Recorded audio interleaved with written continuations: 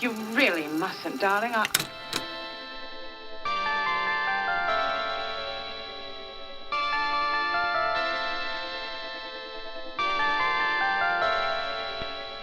Hey everybody, it's Michael. For those of you who may be new to the podcast, what you may not know is this podcast started under the name Can I Comment? And essentially what that was myself and Jake talking about things happening in the news, happening in culture, not with a desire to be controversial or to just talk about the latest culture war headline, but really with the desire to unpack some of the things that people are talking about in our world and try and wrap our head around those things biblically.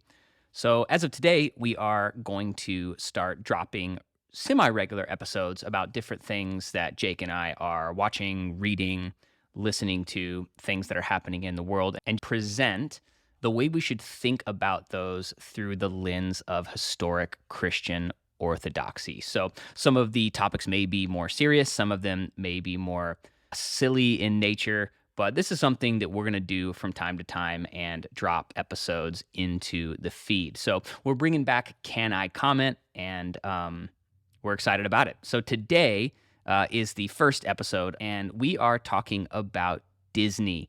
An internal video from Disney leaked a couple of days ago, talking about some changes in focus that they are making in gender, the way they talk about gender. So we decided we would watch this video and comment on the way we think Christians should be looking at and talking about this recent story. Obviously, it goes without saying that our interviews with leading thinkers, theologians, teachers, authors, apologists are going to continue on a weekly basis.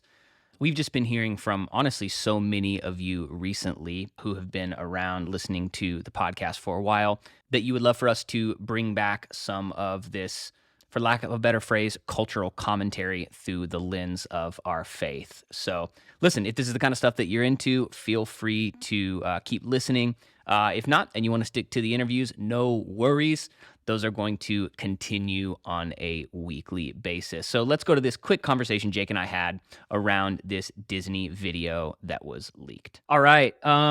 So we're bringing back Can I Comment? Can I comment? Come back. Test episode 1. So since we've switched to VAS, we've just been interviewing people, which have been amazing. But what it keeps us from being able to do is me finding things that trigger you and getting your comments on them. You're equally as triggered as I am. What it really is you find things that trigger you, and then you pass it off on me as if, like, oh, I gotta save this for Jake because it's gonna trigger him. Exactly. I do the same to your dad too. I literally did that this morning. Find things I know he's gonna vehemently. How do you even say that word? Vehemently disagree with. I like vehemently. Vehemently. So I've got a couple of those today, and we're gonna record 2 different little segments. But the first one, Disney.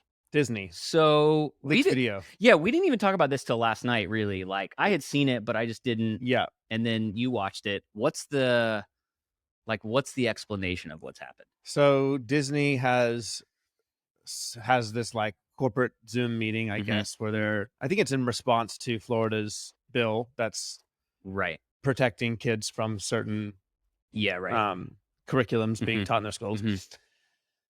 And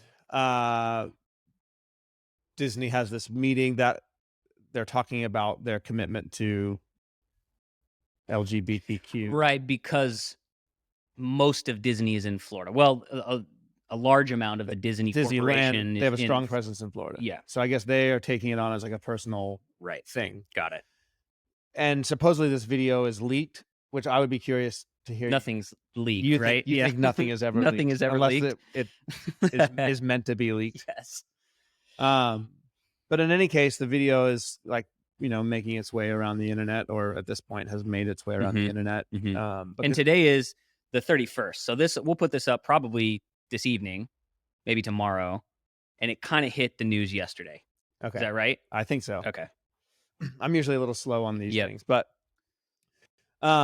in the video, there's a Zoom meeting, and there's different people who I guess work for Disney. Some of them are pretty high up. I think the first woman that you see is like their manager for like DEI stuff, and then the next woman is, I think, pretty high up on the corporate ladder.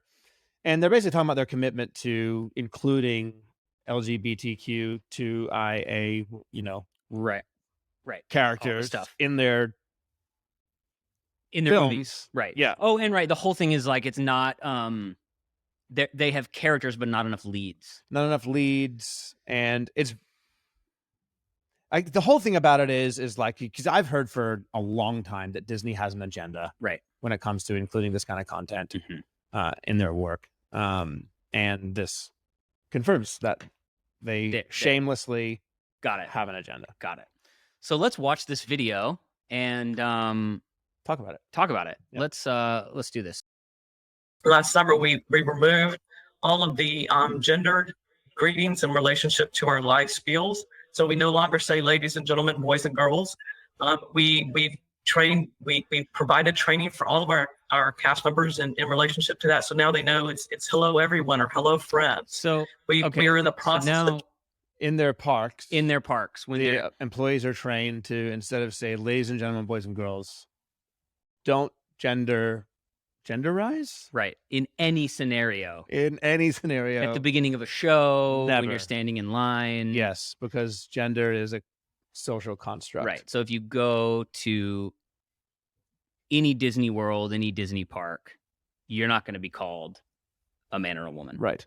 At all in general. So, according to what she said. According to what she's saying. Yeah. Okay. Changing over those recorded messages. And so many of you are probably familiar when we brought the fireworks back to the Magic Kingdom. We no longer say ladies and gentlemen, boys and girls. We say dreamers of all ages. I'm here as a mother of two queer children, actually. One transgender child, and one pansexual child. And also as many LGBTQIA characters in our stories. And yet we don't have enough leads and narratives in which gay characters just get to be characters. On my little pocket of Proud Family Disney TVA, the showrunners were super welcoming. Meredith Roberts and our leadership over there has been so welcoming to my not at all secret gay agenda. And so I feel like I felt like it was, maybe it was that way in the past, and I guess something must have happened in the last, they were turning it around. They're going hard. Let's have these two characters kiss. Let's in the background. I was just wherever I could, just basically adding queerness to if you see anything queer in the show, I'm proud of them. But I just was no one would stop me, and no one was trying to stop me. Also reacting from the reality that when they can erase you, when they can criminalize your existence, when they can demonize who you are, the next step is to criminalize you and take your kids. And we're already seeing that in Texas. So the slippery slope between these ugly messages, emanating from legislative leaders in our state, and then amplified by our governor, whose spokesperson immediately began calling everyone who opposed this bill groomers, aka pedophiles. Yeah, I've had the privilege of working with the Moon Girl team for the last. She's talking about the bill in Florida, Got it. which has been coined by the political left as the "Don't Say Gay" Got it. bill. Is that what it's called? No, of course not. No. Got it. Well, I don't think so. Right. But the bill is about disallowing certain curriculums to be taught in schools. Right. And that's a topic of conversation that's going on, pretty frequently now. There's another book, I think the book is called Genderqueer, that I guess has been in middle school libraries, and I don't know if it's still existing in some libraries or if it's been pulled, but there's definitely an effort to try and get it back. But the book literally includes pornographic pictures of student age children doing sex acts. Got it. And there are people who want that as accessible material, right, for students to have under, for in the name of these Mhm. students having access to Mhm. genderqueer Mhm. teachings Mhm. and doctrines. Mhm. So basically, Disney is, as some would say, right, like the classic way of saying it is like saying the quiet part out loud, Right. finally, Yes. for some, in what many people would see as like, this is what they've been doing all along. Now they're just admitting it. Right. And so there's like so many layers to it, obviously. I think the most sensitive one being we're not talking about adult content. We're talking about content for kids. Yes. Which obviously strikes a nerve in anyone who has any differing belief as to what they have, which is essentially just, hey, maybe let's not talk about this stuff with kids. Right. Right. The first thing, I want to hear, I guess, like biblically, obviously, we know what we believe in terms of gender, Mhm. right? Mhm. What I think is interesting is when you have these, like, they're speaking in really intense language here, like Mhm. they're going to criminalize you, they're going to take your kids from you, Mhm. right? Well, she's referencing, I guess she's referencing a slippery slope argument Right. that if uh if these if the acceptance of identity as they Mm-hmm. see it is Mhm. not happening at a universal Mm-hmm. level across our nation, Right. then that is, in her words, a slippery slope to us not recognizing their legal right to adopt and raise kids. Which, I mean, my views on that are clear and cut when it comes to a biblical worldview. A family is a mom and a dad and their children. Mm-hmm. And children, what gets missed here is a lot of times all we talk about is an adult's so-called right to raise a child. Right. What we don't talk about is a child's right to their biological parents. Right. And I understand that there are many instances where children being with their biological parents is Not possible. not or possible, Not or legally not safe. Yeah. Right. But there's not a reason to jump straight from that into, okay, so we should just allow any and everybody to. Right. In a sense, I mean, we're kind of just like Mm-hmm. offering babies up to anybody who will Right. take them, and Right. It's almost like and they're using these very like hysteria focused language that they would accuse the right of often using, the right? slippery slope So argument. yeah, the slippery slope argument is the argument of the right, Mhm. and then it's also obviously the argument of the left. Where should biblically a Christian fall in? Obviously, we know again what we believe about gender and sexuality. Um, when it comes to things like these messages being pushed in society, where does a Christian's, um, I don't know, what ownership do we have over combating stuff like this, staying out of it, speaking our piece? Like, do you know what I mean? Like, Mhm. because I think many people hear this stuff and they go, oh, that's just like culture war stuff that's not even really happening in real life. This is just like fodder for cable news. Sure. So we're going to talk about it for 2 weeks and then forget about it. Mm-hmm. But why, as like a Christian parent or a Christian, like, what does that mean? Do all of a sudden we stop having our kids watch Disney? Right. Well, like You know? I was thinking about it earlier today, and talking about it with my wife, and I guess kind of the analogy that came to our minds was like when we were growing up. Mhm. Is this like the equivalent of like breaking our CDs? Like Yes. unsubscribing from your Disney Yeah, Plus exactly. subscription. Like, Yeah. is that the same as like me breaking my Alice in Chains CD? Mhm. And in one way, I would say, yeah, there's probably some equivalency there. But also probably a good idea that I wasn't listening to Mhm. some of the music that I was listening to at the time. And the difference though is that up until now, I guess a lot of this stuff has been quite subliminal, Mhm. almost. Right.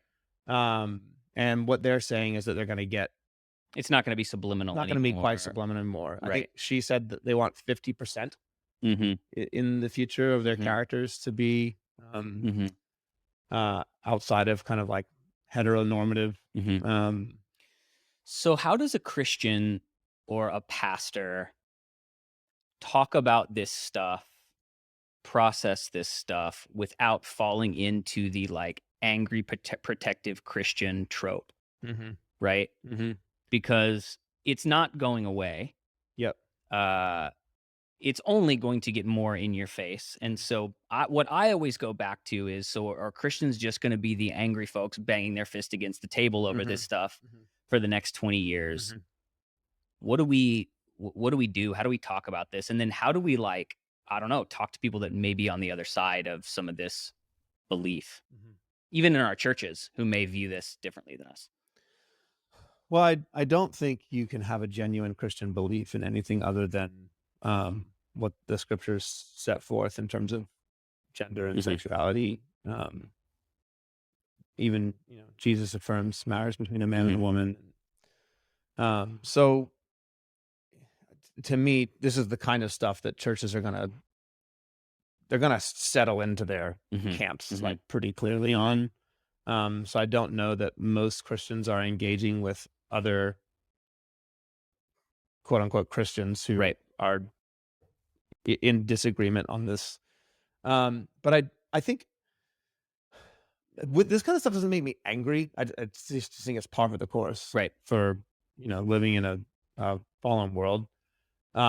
This stuff is kind of like the logical conclusion behind, or as a result of a lot of our postmodern beliefs when it comes to identity and things of that nature. This is exactly where you expect the train to lead to. And so it doesn't make me angry, but it does make me concerned. And I think for me personally, as a parent, I just am now like, and I already have been this ultra careful about what our kids come across. A lot of times I feel like exactly the kind of parent that I promised myself as a kid I would never be.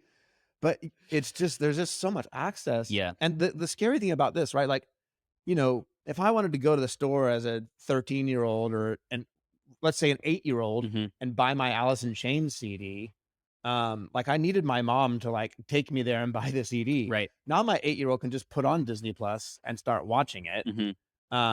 And what I don't have from Disney is a commitment to protect my kid. Right. Because we are ideologically at odds with one another. They think that you are doing harm to your kid by not exposing them to these kinds of things. That's exactly right. And so we are ideologically at odds with one another. And as we should be, the Christians should be ideologically at odds with so many institutions in the world. It's just now coming to the point where that is true of my kids' cartoon consumption. Right.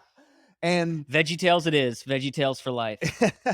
And so that's where we go, right? Like you start looking for Christian content. I think we downloaded one this morning and it sucks. Yeah. Like it's absolutely awful. So maybe Vast needs to do some kids content. We need to start a kids content, wing in the future. Yep. But so it doesn't make me angry per se, but it does make me really concerned. And not just for my own kids, but it makes me concerned that like, okay, we already knew that this kind of stuff that 15, 20 years ago was kind of like outlier is now mainstream. But now, okay, it's really mainstream. Like if you have a conversation, it's not with a parent who says like, oh, I don't believe that, Disney or these other. Yeah, it's not a paranoid ultra conspiracy type thing to believe anymore. Yes. It really is. This is straight from the horse's mouth, so to speak. Yep. Well, I'm sure this is something that we will only be talking about more and more. Is there any good books, articles, anything that you've listened to briefly that would just be good from a Christian perspective for someone to go read or listen to, or any resources we can point anyone to? Not a Christian book, but an author, Abigail Schreier, released a book a year or two ago called Irreversible Damage, all about the transgender movement, and her findings on it are fascinating in regards to why we're seeing the rate of people identifying as trans increase so much. Is really, really interesting. And I think, necessary reading for anybody who wants to be able to engage with this stuff in anything more than just an emotional way. Nancy Pearcey's book, Love Thy Body, is a phenomenal resource that is written from a Christian worldview perspective. And I think at the end of the day, as Christians, we can't protect our kids from every little thing that's going to come at them. Right. Nor is it necessarily right to protect our kids from every little thing. They're going to learn about this stuff eventually. It's not trying to completely remove them from everything that's happening. No, I don't think that's the answer. I think the answer, and this is the thing that I really want to say, I think the answer is that we have to stop being so naive that putting our children in kids' church or in youth group for an hour and a half a week is going to combat the absolute deluge of messaging that is coming at them every other day of the week, in many instances at their school, and not just from fellow students, but from teachers, now through their entertainment resources, increasingly, certainly through social media. This messaging is coming at them all the time that does not line up with a biblical worldview, which we affirm as a true worldview. And so we can't be naive and think that we can just expose them to an hour and a half of like God, so to speak, and that's going to form them. Right. They're going to be deformed. And so we as parents have to take huge responsibility. It also seems to me like you can't, like you have all these people, right, that are like exiting the LAs and the New Yorks, and going out. Disney Plus is in Oklahoma. You can't run from this, right? This is no longer a matter of geography. You can't homeschool your kids out of I don't think this so. kind of stuff. And you probably can, but your kids will end up weird. Yeah, exactly. You have to take the responsibility to educate your children in a biblical worldview and teach them when it's appropriate about the stuff that they're going to encounter in the world and why the Bible offers up a better story and ultimately a much more abundant life. And so I think that's where we land. Yeah. Great. Let us know if you want more of these kinds of things. We're going to start doing these much more frequently, just as little drops throughout the week. So if you see something, read something, listen to something, and want us to talk about it, shoot it to us in an email. My email is mw@vast.faith. Don't send them hate mail. Yeah. Send the hate mail to jake@vast.faith. And we love you. Bye. And we'll see you next time.